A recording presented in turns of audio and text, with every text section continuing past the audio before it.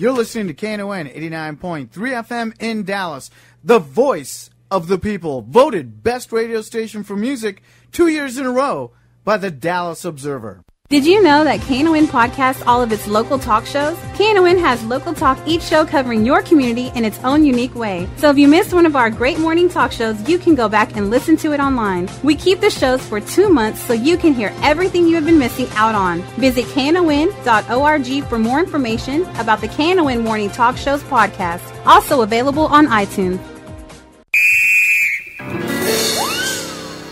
What a game! What a game! Get off my lawn. Get off my lawn.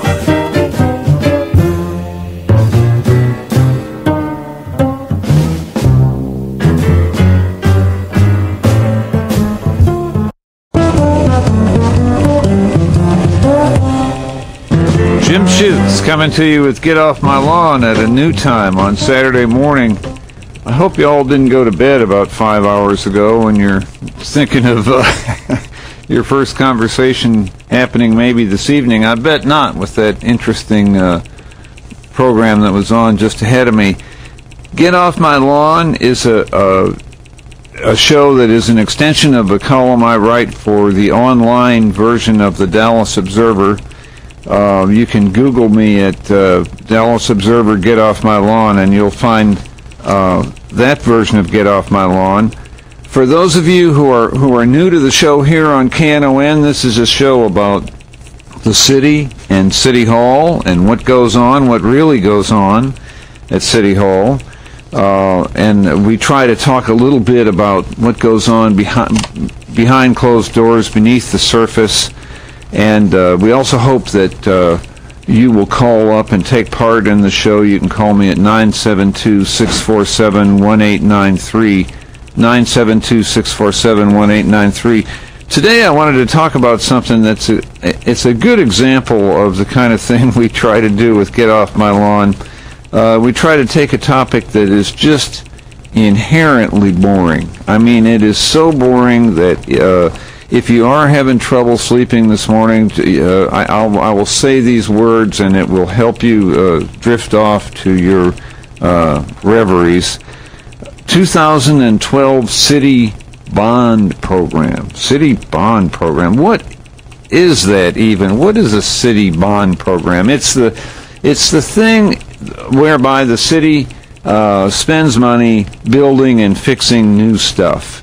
And in the end, you pay for it. You pay for it like everything else with your taxes. It's important because it means that the city either does or doesn't come into your part of town and do something. And therefore, the way these things are sold, you have to vote for this. You have to say, yes, I approve this bond program, or no, I don't. And if enough of you say yes, then it's a deal. And the bond program happens. If you say no, it's not a deal.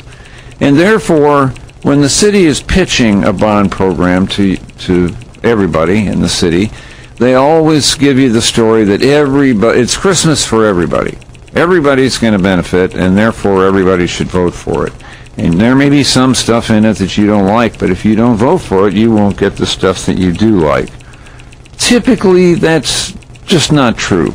Some people, the bond programs are better for some parts of town than they are for others. This upcoming one is, I guess, sort of good for my part of town. I live in East Dallas, and there's a huge amount of money they want to spend in East Dallas on flood control. And I'll tell you, we need it. We need that flood control. We need more storm sewers because we have a big flooding program. But there's stuff that's not in the program. That's not in the program, and that's really more significant. It's what's been left out that should have been in there. If you listen to people at City Hall talk, the one thing they're all going to tell you is, we're going to promote economic development in southern Dallas. Whatever you call it, they call it the Southern Hemisphere, which sounds a little weird. Southern Dallas. Old school people still call it South Dallas, although South Dallas is, it's a specific neighborhood. You can hear people in Dallas talking about Oak Cliff, and they'll call it South Dallas. We have a kind of imprecise notion of where our neighborhoods fall. But Southern Dallas, you know what I mean. Southern Dallas is everything south of 30. And it has traditionally been the African-American neighborhood of the city. It's now increasingly Hispanic. There are tons of white folks who live in Southern Dallas as well. There's a considerable amount of economic diversity in Southern Dallas. There are very poor neighborhoods, there are middle-class neighborhoods, and there are affluent neighborhoods. As you cross the city line and go farther south into the county, you get into very affluent development. That's been a booming area for the last couple of decades. But the biggest thing to hit Southern Dallas in terms of its potential is the new campus of the University of North Texas. When that thing was plunked down there, it created a whole new scenario for Southern Dallas. All of a sudden, we can have a kind of a college town setting in this area, a lot of which, if you go to the area where the UNT Southern Dallas campus is, it's not that there's bad stuff around it so much as that there's no development. There are huge tracts of land out there that are undeveloped. There are big ranches within. That's a thing that a lot of people in Dallas don't realize. There are ranches in Southern Dallas because the land has simply never been developed. So you'd think, here's all this talk about we want to promote economic development in Southern Dallas, and that's our big. And the mayor's made a big deal out of it, and everybody always says that. And here comes this 2012 bond campaign, $600 million they want to spend on different stuff, $600 million. Well, there's a very interesting article in a publication called the North Dallas Gazette in its June 28 through July 11 issue. You can still find it online at North Dallas Gazette, alloneword.com. There's an article by Robert Petrie, who's a Dallas businessman, and he is a major property owner on Houston School Road near the UNT campus. Mr. Petrie has been talking for years about the fact that when Houston School Road was rebuilt, it was built into a six-lane thoroughfare, and I'm thinking that it was done in 2004. I think it's at least that long ago. And they put in, as you would, if you rip out a road, there's your chance to go in and put new water and sewer and infrastructure in under it, because you've already ripped the road out.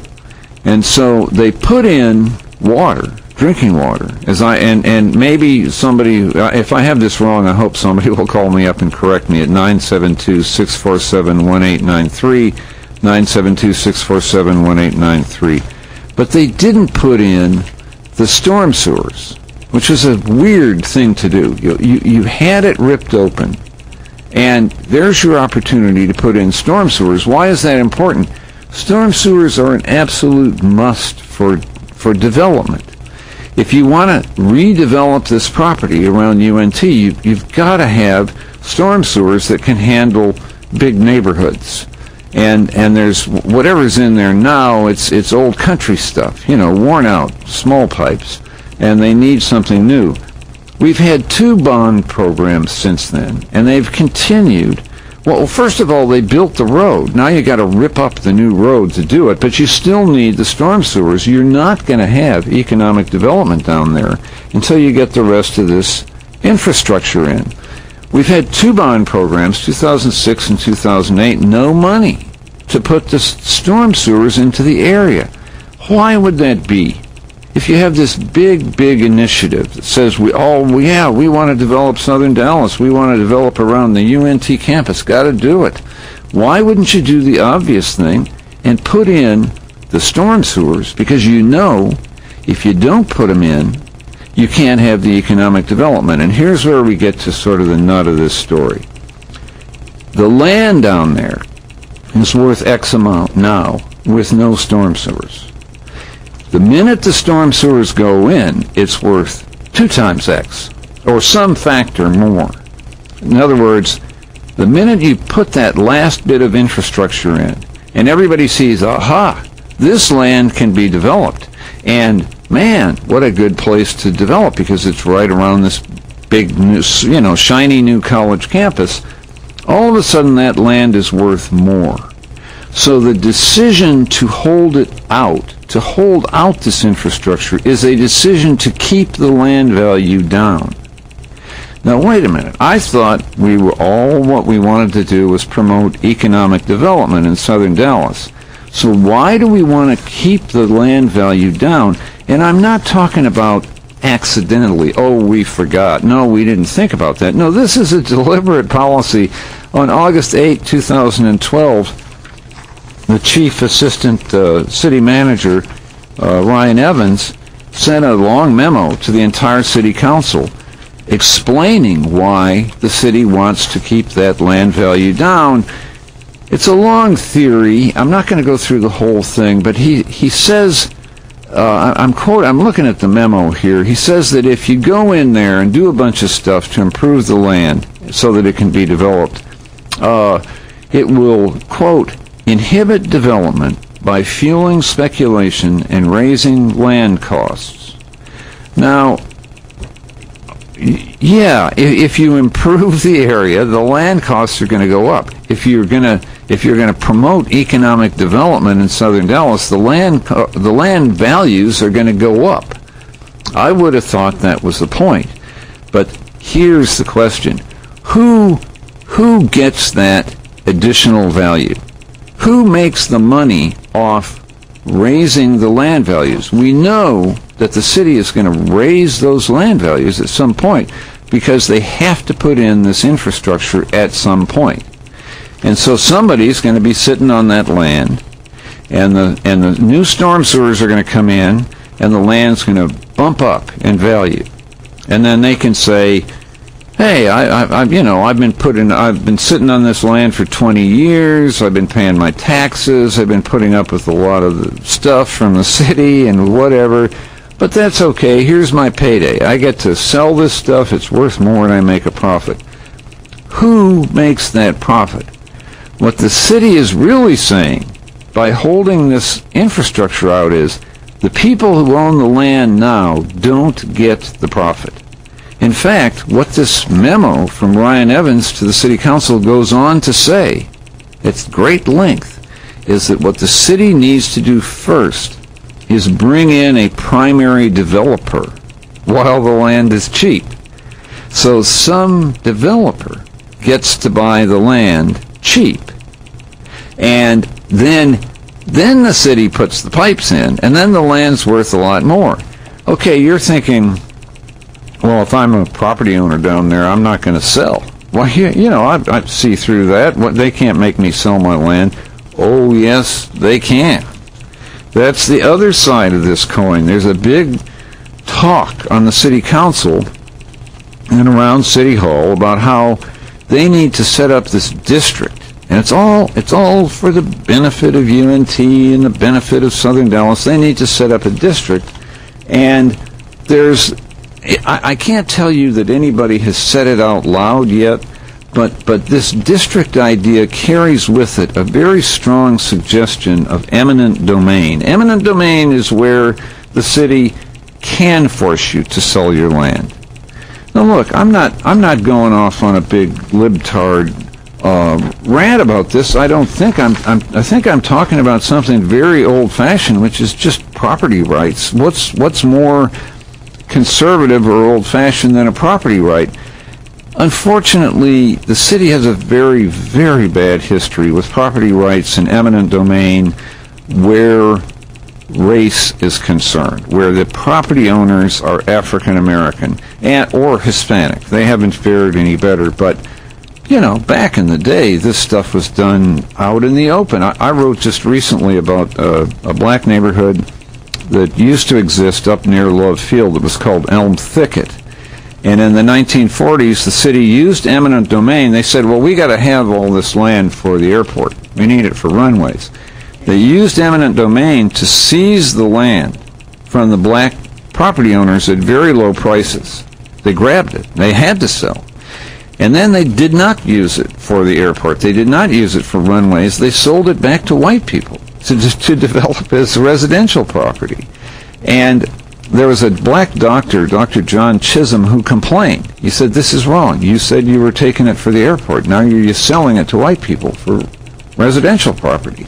And the city manager back then was a man named Charles C. Ford.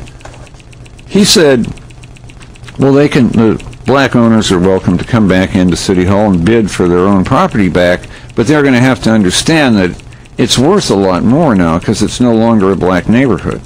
Well, you see what I mean. This was a reprehensible use of eminent domain to violate people's property rights. And this deal around UNT is starting to have that odor about it. That they're going to create this, they're deliberately holding out the infrastructure that they should put in there if they're serious about redeveloping it, and they're admitting that they're doing it to hold the values down until a developer can get in there. And there's this suggestion that when the developer comes in, he's going to have the city run an interference for him, grabbing up that land by eminent domain. And a bunch of money will be made, yeah. And there will be economic development, absolutely. But it won't benefit any of the people who've been sitting on that land for decades. It's hard, when you talk about we're going to bring development to southern Dallas, yeah, okay, but for whom in southern Dallas? Who gets the money? This isn't just me. I'm not. After we're coming up to where we got to take a break in a minute, and when we come back, I want to read you some other stuff. The Oak Cliff Chamber of Commerce has weighed in on this. They're saying the same thing I'm saying.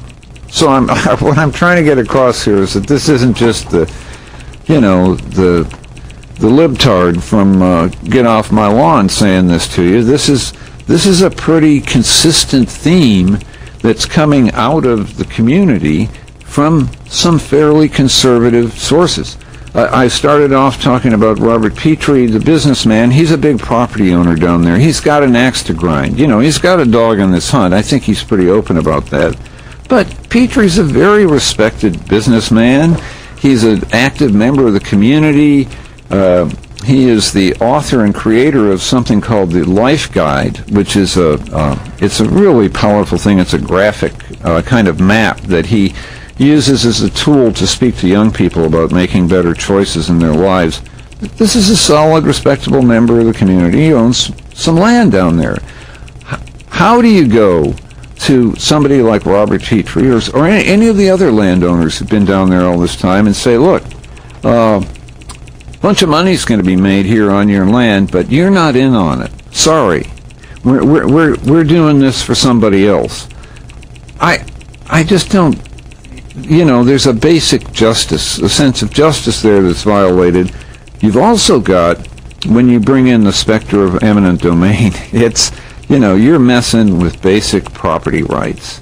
And the problem with eminent domain is that it's always done with some big story. There's always some big story about how we're going to do a bunch of good with this eminent domain program, but right behind the curtain, and this is the kind of thing we like to talk about on Get Off My Lawn, right behind that curtain, there's another agenda. There's somebody going to make some money. And I'm bringing this to your attention because I think it's wrong. I also think it's an example of how things get done at Dallas City Hall. This is Jim Schutze with Get Off My Lawn, a new time on Saturday, 972-647-1893. Back in a minute.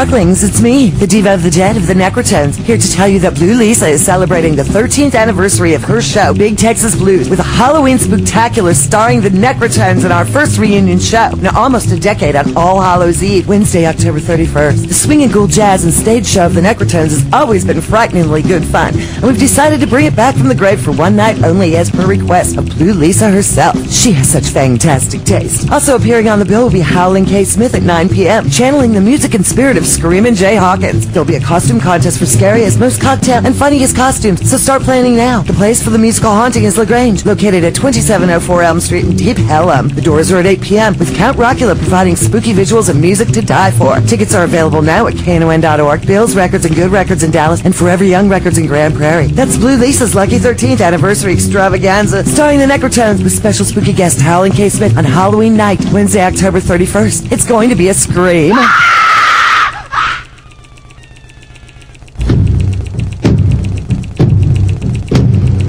KNON and Beyond Bows and Arrows' 4th ever benefit powwow is coming Saturday, October 6th. It's a free admission powwow with raffles, auctions, Indian food, arts and crafts, as well as raffle dances and spot dances. Vendor space is available. The 4th ever KNON benefit powwow takes place at Four Winds Park, located at 5380 East Highway 199 in Springtown, Texas. MCs for the powwow will be KNON's own Albert Oakcrow and Harold Rogers. All drums and princesses are welcome. Vendor setup is at noon. Gourd dance starts at 2 p.m. to 4 p.m. Supper break 4 p.m. to 5 p.m. and the intertribal dancing from 5 p.m. to 9 p.m. For vendor space or more information on the powwow, call Kathy Oldcrow at 214-704-7447. Once again, 214-704-7447. Come experience a traditional old-style benefit powwow Saturday, October 6th. Hey, baby, I'll take one now.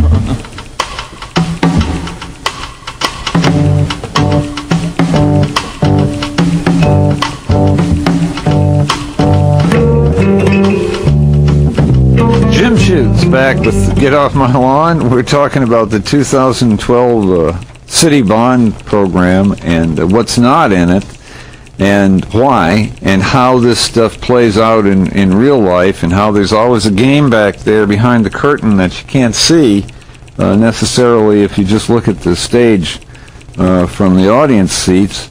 But it's important to know what that game is. You know, when you talk about these bond programs, to criticize them is practically like, oh my word, that's like the most socially inappropriate thing you can do in Dallas, Texas, is to get up and say anything negative about the bond program, because they have to put this stuff out before the voters, and they want the voters to vote for it, and it's all very constructed, and there's always a $1 million ad campaign to support the bond program, and that puts it on a certain level where being against the bond program is like being un-American, being unpatriotic. It's being disloyal to your city. So people are really careful about criticizing these things.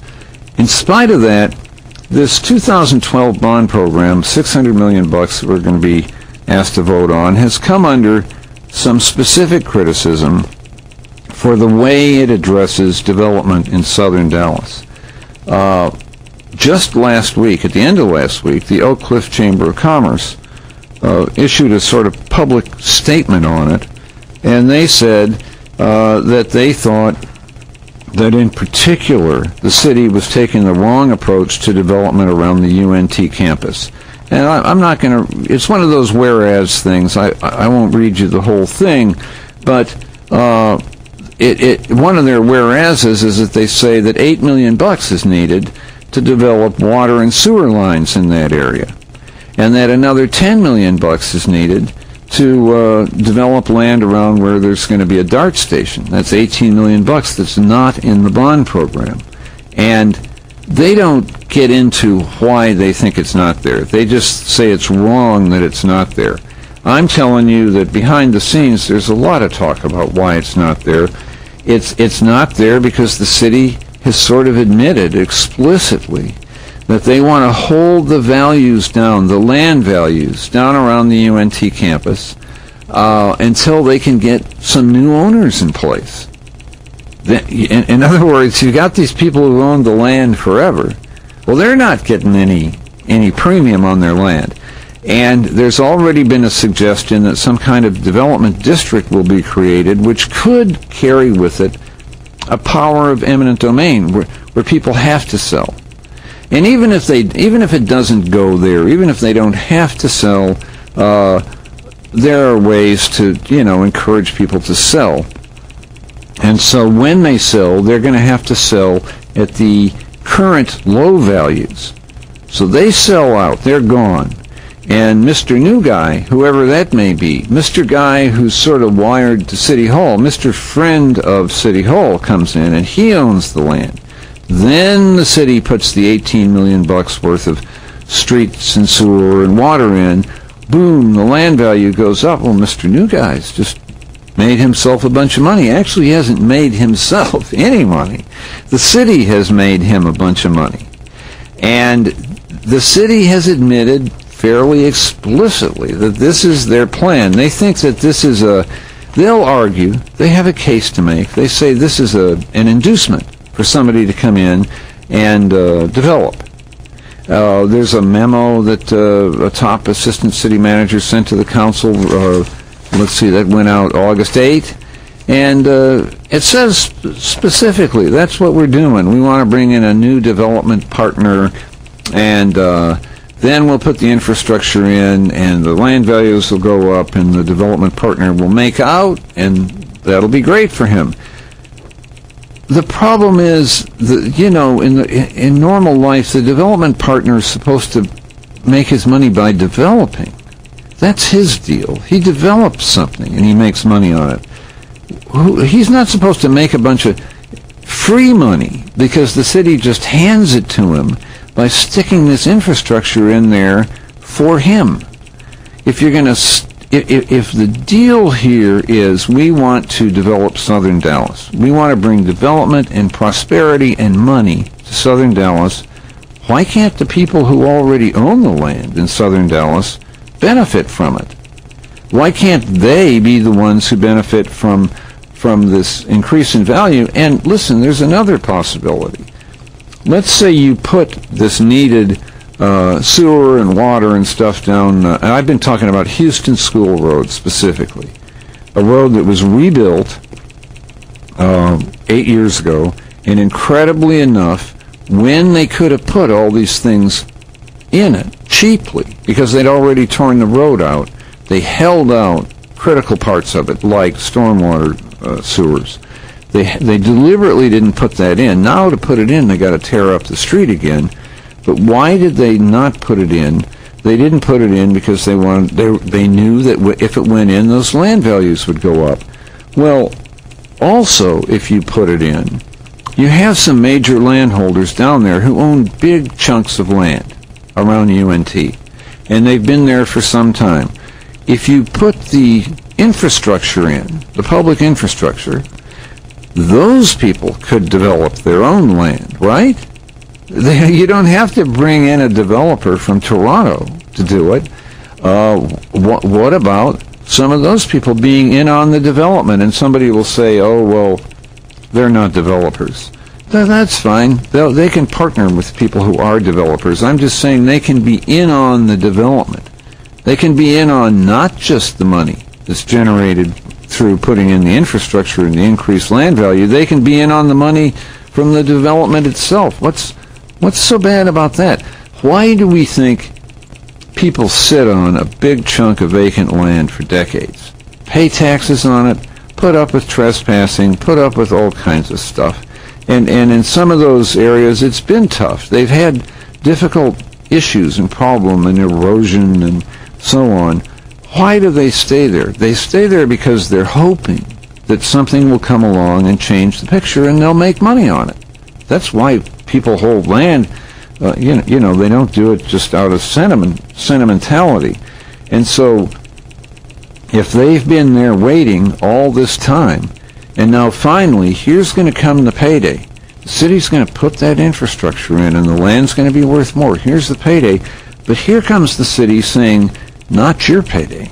No, you don't get this payday.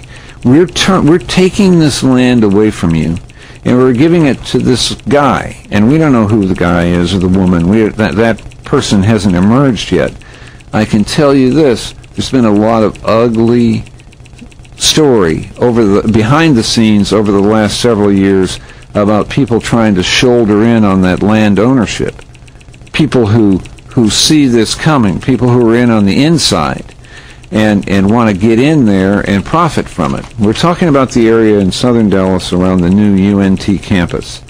And there have been repeated rumors of people trying to come in and shoulder aside the current owners so they can be there when the big payday happens. Some of those owners, they're smart, they saw it coming, they understand what's going on, and they've said no. And they've held on. But it's pretty hard. You can't hold on. If the city comes in with eminent domain, you're out. And tough luck. And you're out at the existing values. So the scenario here that people are afraid of is that the city comes along with eminent domain, shoves the current owners out, sells it to a new owner, then the city puts in all the pipes and the infrastructure, and now it's worth a whole bunch more. And according to this memo that Assistant City Manager Ryan Evans sent out to the council, this will be a good deal because it'll make money for the developer. I have my doubts even about that. The person who gets in on this game and who gets that land and who's sitting on it when the new pipes come through and the value goes up, I have my doubts that that's the person who's going to develop it. I don't even know that that's the smart move. He's got his payday right there. All he has to do is sell that land. It was worth X before the pipes came in. It'll be worth 2 times X after the pipes come in. Sell right there. Go put the money in some conservative investments. Why go through the hassle of developing it? What you're doing is making money for a land flipper who's got political connections, and you're keeping the money away from the people who've owned that land for years and years. Call me up if you disagree. This is Jim Schutze with Get Off My Lawn. We're at 972-647-1893. Is Randy still on the line? Good morning. Randy, I'm sorry you've been holding so long. That's no problem. I made it to 52 by being very patient. What's up? Hey, I'm against any bond package that the citizens have to pay for infrastructure for a business to make money off of and never pay that back. For example, I went to the city of Garland when they passed the bond package to build this Bass Pro Shop over here a year or so ago. The citizens of Garland paid $250,000 so that company could go over there and make millions of dollars with no intent to pay that money back to the city of Garland. Mm-hmm. And as far as the eminent domain, well, back in the Bush Jr. years, that's why the Supreme Court said, yeah, if it's a situation, even individuals can come in and take over on the eminent domain if it's going to raise the tax value for a city or county. Mm-hmm. Now, I've talked to Mr. Petrie about this situation because he said he had to run 2,800 feet of water line so he could get water for his Skyline Ranch there from Duncanville, I believe it was. Mm-hmm. And I said, Mr. Petrie, are you going to set... This is the situation. All those landowners over there are sitting in the water like a duck, quacking and quacking. Well, you know what? Sooner or later, just like you're saying, the shot's going to come across the bow, and they're going to be caught sitting dead in the water. Now, Mr. Petrie figured out what he really needs to do, but he needs to get the rest of those landowners and maybe a bank out of Chicago or Atlanta or some other city that's going to loan them money, and get the money together and put that infrastructure in themselves and then turn around and sue the city of Dallas in the federal court. That's what he needs to do. Otherwise, it's going to turn out just like it has in other parts of the city where the eminent domain thing came in and developers. The reason they want outside developers, Jim, you know as well as I do, they develop it faster. they dump more money into it than a local developer that just has a limited amount, and especially in the black population, access to bank money. Mm-hmm. So, Mr. Petrie, get with some people, get with the bank in another state, get that infrastructure in before they shoot the duck dead. Right. And Randy, if I may, it's funny you brought up Bass Pro Shops in Garland. I was there last night. I decided, for some reason, late in the evening, that I needed to go there and look for something. I hadn't been there in a while. There's something that happens when government gets involved in real estate development. It pushes things in a weird direction. That place at Bass Pro Shops is the weirdest little area to try to get into, off the freeway, hard to maneuver. There are all these sort of restaurants lost back there in the distance. Now, I wish Bass Pro Shops well. I'm a loyal customer, but man, it was sure empty. When I went in there, I guess it's kind of flattering. I walked in the door and I had about 3 salespeople rush me and ask me if I wanted to buy something. Well, here's another problem with that, Jim. When Bass Pro Shop came to the City Council of Garden, they came with this grand design, this certain structure and facade and all this going on. Yeah. And the citizens of Garland voted on it. The City Council approved that design. But when Bass Pro Shop came back to get the money, they changed it, and the City of Garland sold out and accepted it. We should have a lot more grander thing than we have over there, but the City of Garland buckled to the capitalists. Yeah. Yeah. And we didn't agree what we had originally paid the $250 million bond package for. They didn't deliver to what they said they was going to. Well, you get into this whole thing of if you're at City Hall in Dallas, and I'm sure it's the same in Garland, it's the same in all city halls, people always want to have vision. They want to have vision. They want to see the big picture, the big dream. And vision's okay, but the people who are actually in an area also know what'll work there. They know what's real, what expectations to have. And the Bass Pro Shops thing is a great example of this vision, which was, this great kingdom, this castle that's going to be built around camo clothes. And it just doesn't quite work that way. And I wonder about the UNT area. They're talking about turning that area into everybody wants to turn everything into North Dallas. I don't know why. I'm not the greatest fan on earth of North Dallas. I guess it's because they see North Dallas as rich and fancy. But they're talking about, turning the UNT area into a version of North Dallas. I doubt. I don't think that's the right way to go. Do you? No, I don't think bourgeois is going to work over there. Yeah, there are other things to do. They certainly need housing for students. UNT needs housing, and they need a certain kind of life for students. They need retail. It needs to be walkable, bikeable. There are things they can do there that could be very successful. But, if you're going to come in and try to take this picture you have in your mind of another successful area and reproduce it exactly, that seldom works. I think we're coming up on a break. Randy, good to talk to you. We'll be back in a minute. Jim Schutze with Get Off My Lawn.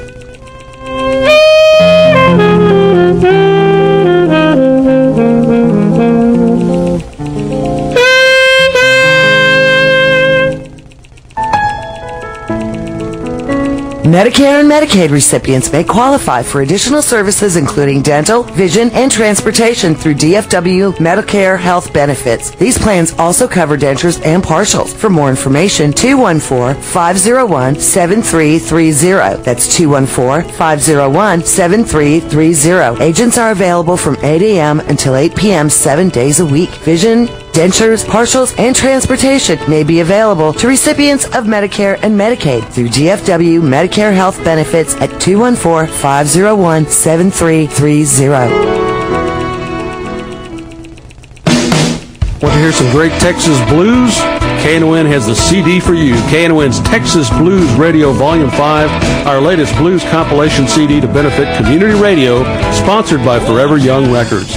This CD features 15 tracks and 60 minutes of great original Dallas-Fort Worth blues from Tutu Jones, Blues Boy Bo, Buddy Whittington, Andrea Dawson, Kirkland James, Sonny Colley, Johnny Red and the Roosters, the Chris Watson Band, the Two Tones, the Rough Cut Blues Band, Jeff Stone and Charlie Love, Dave Millsap, Sirloin and the Ass-Kicking Machine, Michael J. and the Paul Bird Band, and JJ and the Detonators.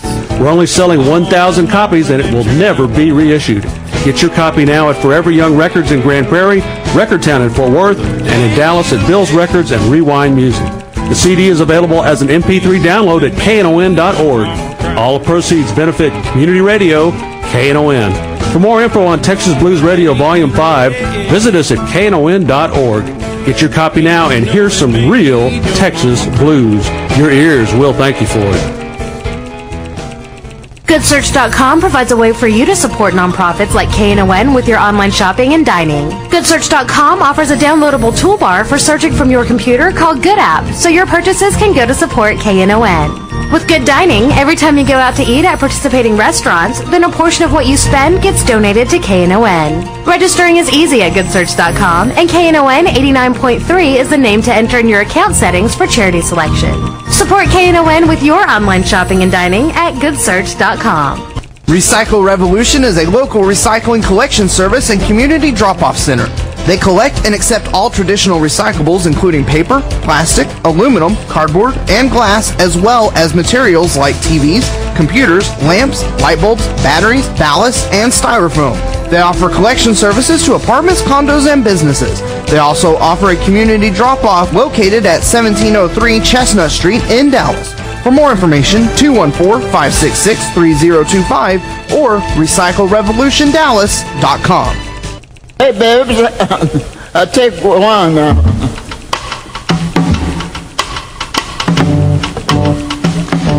Jim Schutze with Get Off My Lawn, or as another man might put it, Get off my lawn.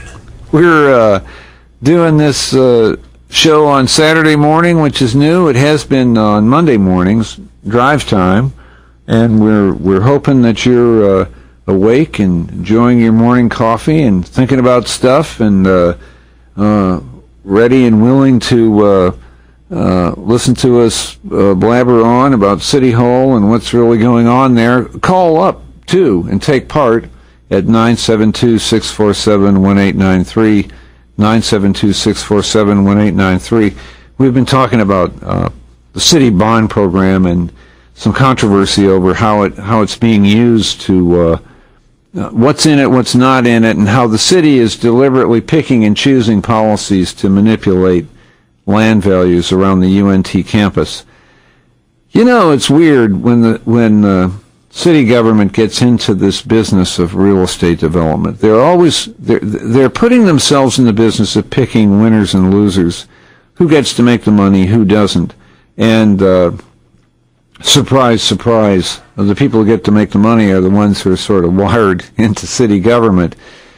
In this instance around UNT, for example, this is all in the district, the city council district of city council member Tanel Atkins. Atkins has been absolutely closed to the property owners down there. He won't talk. I noticed in a recent article discussing this whole issue in the North Dallas Gazette, which is at northdallasgazette.com. There's an editor's note that they tried to reach Councilman Atkins, but he, quote, could not provide a response prior to our print time due to final council session before the July break. Well, you know, the council session is one day. You're telling me and I'm just bringing this up because this has been Atkins's consistent position. He will not talk to the people down there in his own district about these issues. And why is that? Well, I suspect it's because they've already picked a winner, queen for a day, who's going to make this money, or they have somebody in mind, and so Atkins is playing a long game on that, and he doesn't want to have to talk to people about that game. He doesn't want to have to talk to anybody about anything that would interfere with that game. I said earlier in the show, this isn't conspiracy theory. This is all stuff that's spelled out explicitly in a memo that Chief Assistant City Manager Ryan Evans sent to the council August 8th, in which he basically says, yeah, we're holding down the land values there because we want to bring in somebody else to develop that area around UNT, and that's who's going to make the money, not the people who own the land now. But in that memo, he gets into another issue that I'm familiar with, and in a way you are too. We all are. It's background, it's backstory for the current FBI investigation of Dallas County Commissioner John Wiley Price, and this is the matter of the so-called inland port in southern Dallas. In the mid-'90s, a guy came here from California and bought, I'm remembering it was 6,000 acres in southern Dallas to create one of the nation's largest trucking and shipping and warehousing centers. It's an ultra-modern concept. It has to do with trade from China and shipping stuff up from Mexico. It's very complex, but he wanted southern Dallas to be the center of it, and it would have been 65,000 new jobs. The best thing ever to happen to southern Dallas, one of the best things to ever happen to Dallas. We did nothing to go get it. It just fell in our laps. And one of the issues that the FBI is looking at with Dallas County Commissioner John Wiley Price is the fact that he worked to torpedo this thing repeatedly. This would have been the very best thing ever to happen to his own constituents, and yet Commissioner Price at every turn tried to shoot the thing down. Commissioner Price happens to be very close to the Perot interests. The Perot family, a very wealthy, powerful Dallas family, they own a competing shipping center around Alliance Airport in Fort Worth. So we don't know what all this means. If and when there's a trial, we'll see more detail. But the whole matter of how the city behaved toward the inland port is going to be at the center of any trial that does come out of this FBI investigation. As Price is not the Lone Ranger. He was working to torpedo the thing. So was former Mayor Tom Leppert. The Dallas Morning News was, the Dallas Morning News has a regular feature about, I forget what they call it, 100 holes in the bucket or something, about how we just got to go down to southern Dallas and clean things up and tidy up and pick up all that trash and just make it prettier. And this is their expression of concern for southern Dallas. But they editorialized against this guy who wanted to bring in 65,000 new jobs. The inland port development that was promised back then would have made southern Dallas economically independent. And the morning news and all the city hall interests were against it, which is just incredible. That developer, Richard Allen, was eventually driven into bankruptcy, but he's come out of bankruptcy. He survived it. He's come out of bankruptcy, and he's back in business, and there are big things beginning to happen again in southern Dallas. L'Oreal, a French cosmetics company, has announced a $17 million warehouse. I can't imagine, these warehouses are like 1 million square feet, and they're run by computer and so on. They're huge things. And there's a lot of talk. There's a story in the Dallas Morning News today about a lot of the other new interest in the southern Dallas inland port. So it ain't dead. They didn't manage to kill it. It's still in a very, very strong location. And Richard Allen has survived what Dallas did to him the first time around when he tried to do this. And he's back at it. And we can only wish him success. If we wish southern Dallas success, we wish Richard Allen success. But let me go back to this memo I was talking about that Ryan Evans sent to the city council about how they got to hold down land values around UNT to help whatever developer they bring in later. instead of helping the people who own the land now.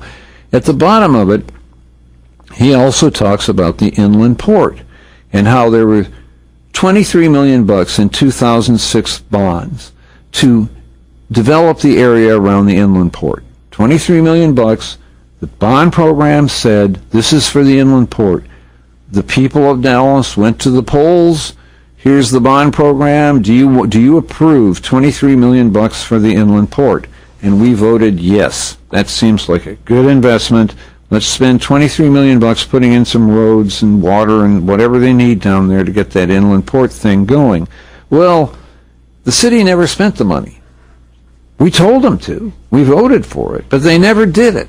They never spent the money to improve the area. During this time, when the morning news and John Wiley Price and everybody else was trying to torpedo the inland port and stop it, the city held back its $23 million. He says down at the bottom, now that the developer's out of bankruptcy and now that the thing's starting up again, yeah, maybe we should spend that money now, but we shouldn't have spent it before.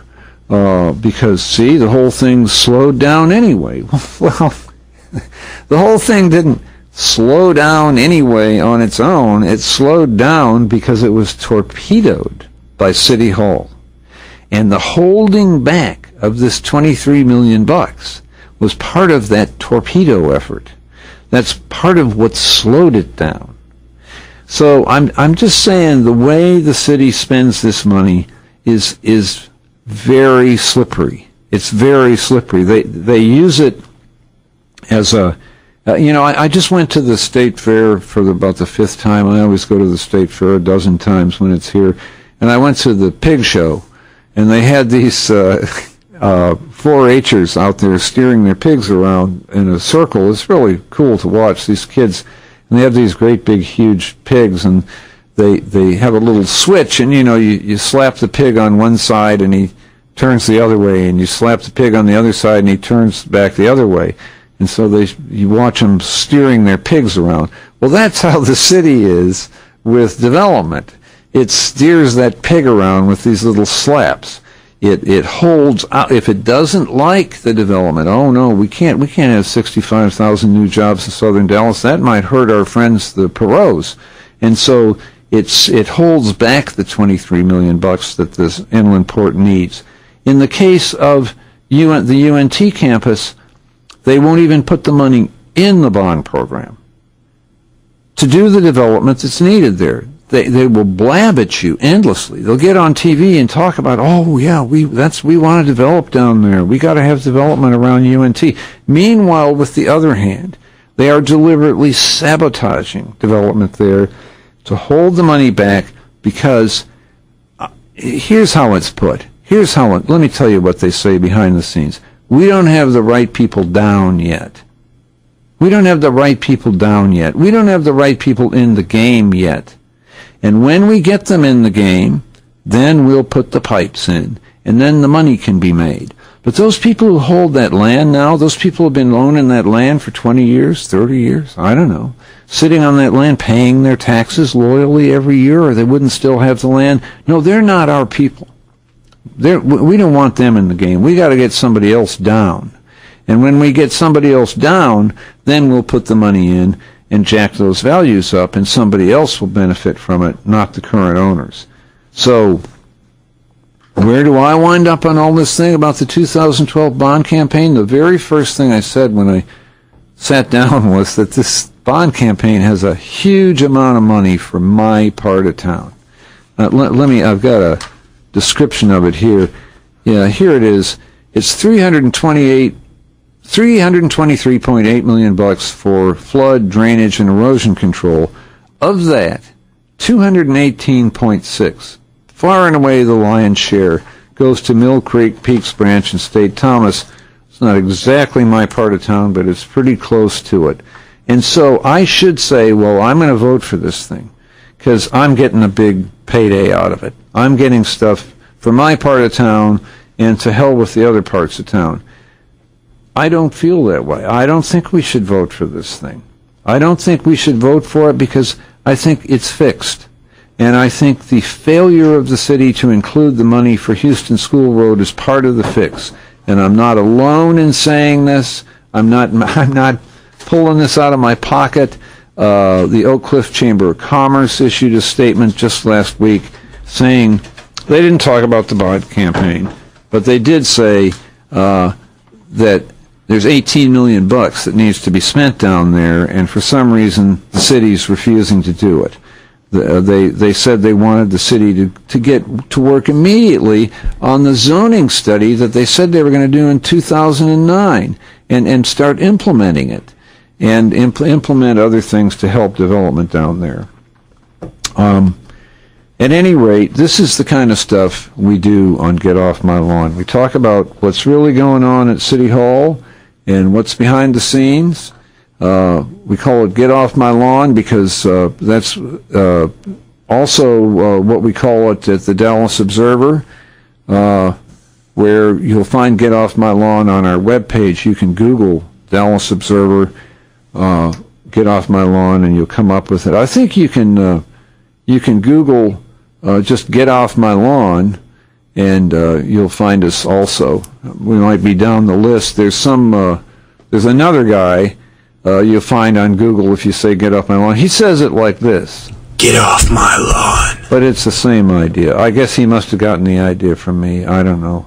I probably read it and thought, that sounds good. This is how we roll, and we hope we're going to see you here on future Saturdays. We've been doing this on Mondays. This Saturday is a new experiment, and in the future, if you have issues you want to talk about and bring up, please feel free to do so. Call me at 972-647-1893, 972-647-1893. Today we talked about something that's pretty inside City Hall, that's obscure for most people, which is the bond program. And the bond program always sounds like a good thing. Oh boy, the city's going to spend a bunch of money and they're going to build new stuff.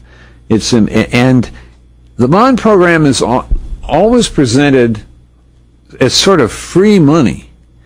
It's bond money, like it's not tax money. I even had, I was working at a newspaper once where I had a fellow journalist say that to me. He said, "Schutze, this doesn't cost any tax money, it's bond money." Well, that'd be great. So bond money would be like what? Free money? Oh man, let's all get some bond money. That sounds, why didn't somebody tell us about bond money a long time ago? Well, in reality, of course, it's not free money.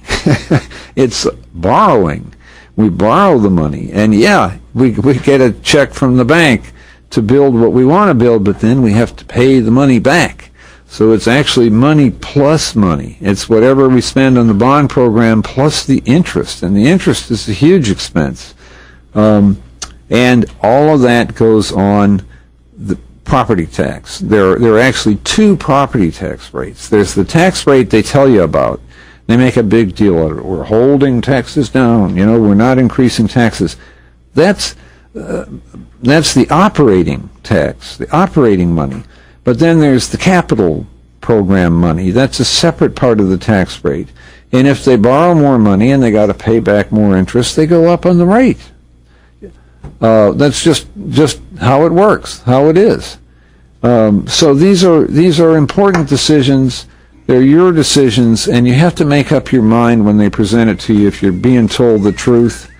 Jim Schutze, Get Off My Lawn. We're going to see you here next Saturday at this same time. And thanks for listening. We'll see you again a week from now, 10 a.m. Saturday.